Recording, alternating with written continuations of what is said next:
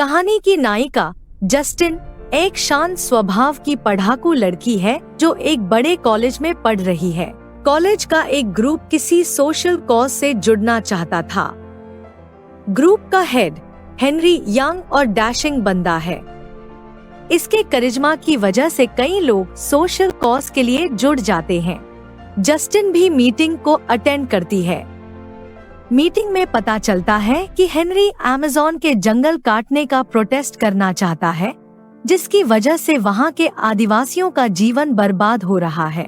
Justin Henry की leadership से impress हो जाती है और उनका साथ देने के लिए राजी हो जाती है। हेनरी सभी को चेतावनी देता है कि वहां कंपनी की निजी सेना भी हो सकती है जो उन्हें जरूर रोकेगी। जस्टिन के पिता एक जाने माने रईस इंसान हैं। वो जस्टिन को ऐसे सब एजेंडा से दूर रहने की सलाह देते हैं। प्लान के मुताबिक प्रोटेस्ट को अमेज़न के जंगल से लाइव न्यूज पर दिखाया जाएगा। कंपनी पर दबाव पड़ेगा और जंगल काटने का बिजनेस रोकना पड़ेगा। जस्टिन पापा से झूठ बोलकर इस ट्रिप पर चली जाती है। सभी एक प्राइवेट प्लेन में अमेज़न पहुंचते हैं, होटल चेक इन करते हैं और बोट में प्रोटेस्ट लोकेशन पर पहुंचते हैं। प्रोटेस्ट लोकेशन पे पहुंचते ही सभी को यूनिफॉर्म, चेन और ताला दिया जाता है। सभी को प्रोटेस्ट के लिए अपने आप को बुलडोजर से बांधना था। जस्टिन का ताला लॉक नहीं होता। वहां प्राइवेट सिक्योरिटी गन्स लेकर आ जाती है। हेनरी न्यूज पर प्रोटेस्ट को लाइव दिखाना शुरू कर देता है। जस्टिन का ताला बंद नहीं था, इसलिए जस्टिन को बंदूक की नोक पर रख दिया जाता है। हेनरी कहते हैं कि जस्टिन का बाप यूनाइटेड नेशन का वकील है, तो कर लो जो करना है, इसका बाप तुम्हारी वर्दी उतरवा देगा। जस्टिन की वजह से सारे ग्रुप को सिक्योरिटी ने रिहा कर दिया। एरोप्लेन में सभी जश्न मनाते हैं क्योंकि वो इंटरनेट सेंसेशन और हीरोज बन गए थे। जस्टिन को पता चलता है कि उसे जानबूझकर फंसाया गया था ताकि वे उसके पिता की यूनाइटेड नेशन पोजीशन का फायदा उठा सकें। अचानक एरोप्लेन खराब होकर जंगल में क्रैश हो जाता है। एक्सीडेंट में प्लेन पायलट और 2-4 लोग मर जाते हैं।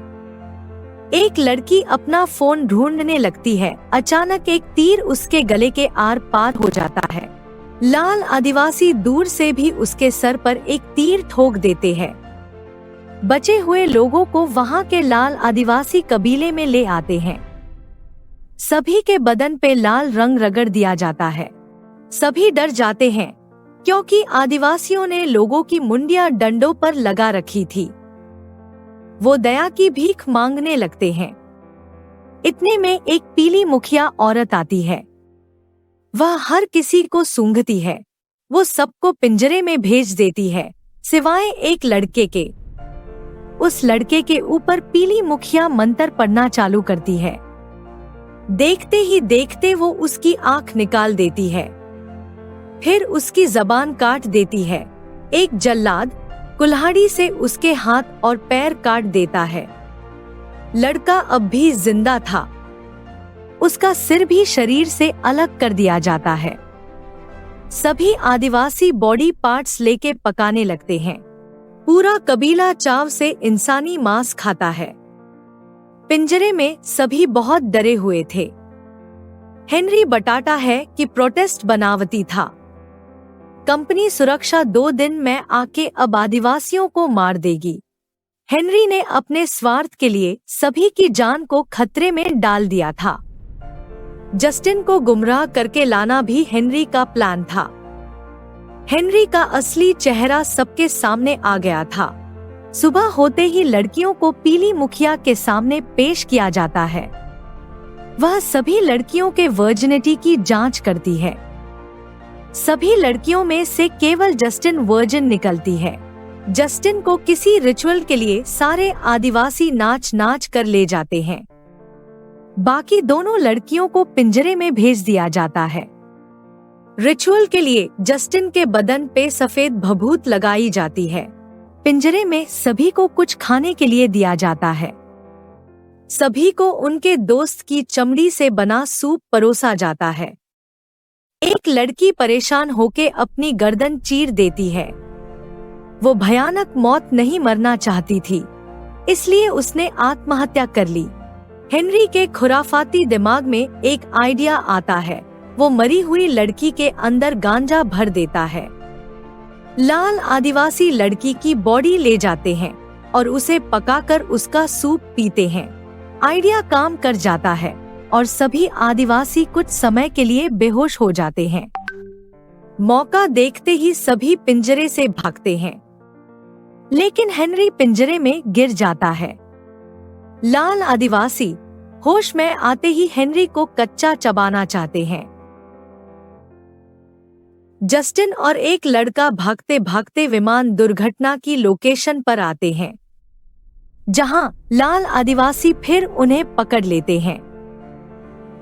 इस बार लड़के को एक बांस पर लटका दिया जाता है और उस पर मीठी गोंद मल दी जाती है। मकोड़े गोंद पर आकर लड़के के बदन को काटने लगते हैं। लड़का दर्द के मारे चीखता चिल्लाता है। जस्टिन को रिचुअल के लिए तैयार किया जाता है। जस्टिन सोचकर परेशान होती है कि उसका हश्र क्या होगा। तभी एक लाल आदिवासी भागकर एक कंपनी वर्कर की कटी हुई मंडी ले आता है। वहां कंपनी की प्राइवेट सिक्योरिटी आ जाती है। आदिवासियों और प्राइवेट सिक्योरिटी में जंग हो जाती है। जस्टिन लटके हुए लड़के को बचाने की बेहद कोशिश करती है, लेकिन एक छोटा लाल आदिवासी लड़के को मार देता है।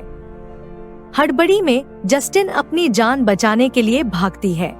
एक छोटी लाल आदिवासी जस्टिन को भगाने में मदद करती है। जस्टिन प्राइवेट सिक्योरिटी की तरफ भागती है और उन्हें बताने की कोशिश करती है कि वो एक विक्टिम है और आदिवासी नहीं है।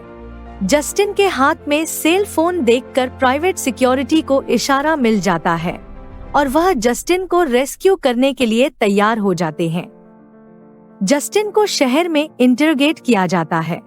वह लाल आदिवासियों और अपने मरे हुए साथियों की मौत के बारे में कुछ नहीं बताती। जस्टिन सिर्फ इतना बताती है कि प्लेन क्रैश में सारे मर गए।